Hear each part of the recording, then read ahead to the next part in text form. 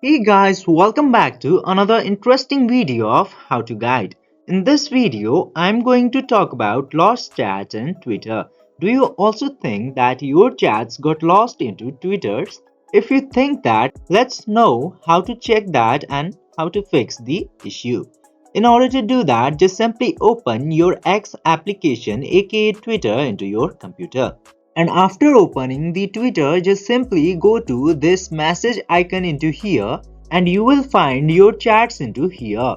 Now if you think your chat got lost, just simply click into any of this new message or write a message option and then search for the name of the person that you think you lost the chat with.